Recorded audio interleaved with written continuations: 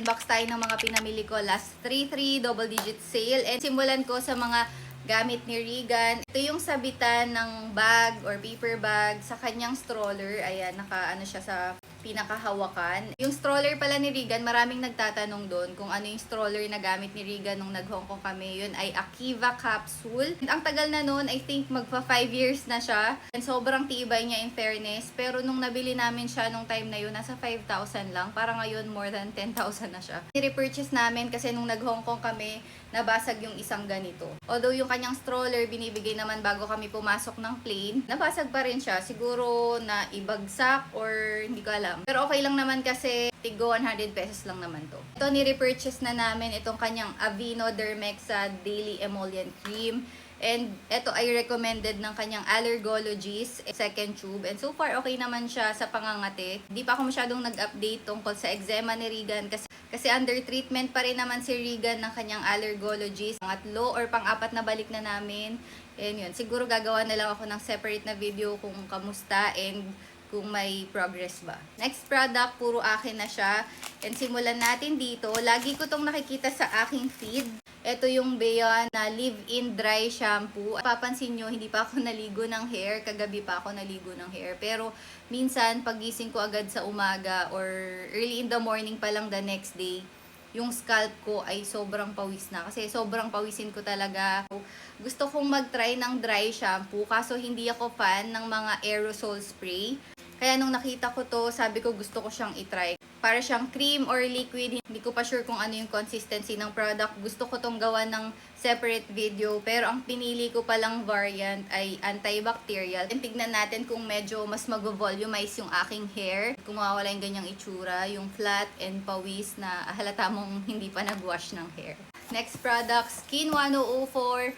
Kapag ka talaga may pa-sale, make sure na dun nyo na lang i-repurchase yung mga, lalo na facial wash or sunscreen, kasi mura sila. Ito nakuha ko lang ng nasa less than 200 pesos. Ito ay yung kanilang facial wash. Ayan, uy, finally, meron ng pa-freebie. May pa-free na akong sachet. Favorite ko yung mga ganito dahil binabaon ko kapag ka nagta-travel. Ito yung ni-repurchase ko, yung Ampule Foam na Centella line. Ang ginagamit ko ngayon is yung green na tube. Mas gusto ko siya pero si Russell ayaw niya yun. Kaya binilihan ko siya nito kasi ito naman yung mas gusto niya. Ito kasi talagang mabulato, nagla-lather siya maigi. Nakakalinis siya ng face, onting amount lang. Pero yung green and this one, yun yung current favorite kong facial wash sa Skin 104. Last but not the least, ito ang hinuli ko kasi gusto ko na siyang ma-swatch. Yes, bumili na naman tayo ng lip product. Ang gusto kong matry talaga to. Ito yung bagong product ng Arcadia Beauty ni Anna Kai. Ito pala yung Daily Dewy Tint in the shade Anemone. Since favorite ko yung the Daily Lip Tint in the shade Divine, parang close enough to, medyo dark na red. Ayan, ang ganda talaga ng packaging ng Arcadia Beauty. And gusto ko na siyang iswatch dito kasi gusto ko na siyang gawa ng first impression. Parang medyo ma-watermelon yung scent niya. Hindi ko ganun nararamdaman masyado yung cooling effect. Hindi na siya ganun ka-minty. Kasi fruity na nga din yung scent niya. Hala, ang ganda rin niya.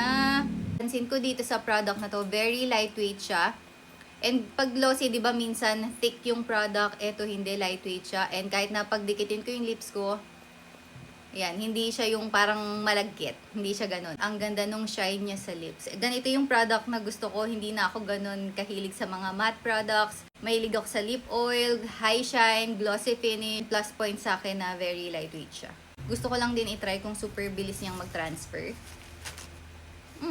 Hindi. In fairness, hindi madaming product yung na-transfer sa tissue. And andun pa rin yung shine nung lip tint. So, excited pa akong itry to sa mga susunod na araw. Gawan ko din siya ng separate pang video.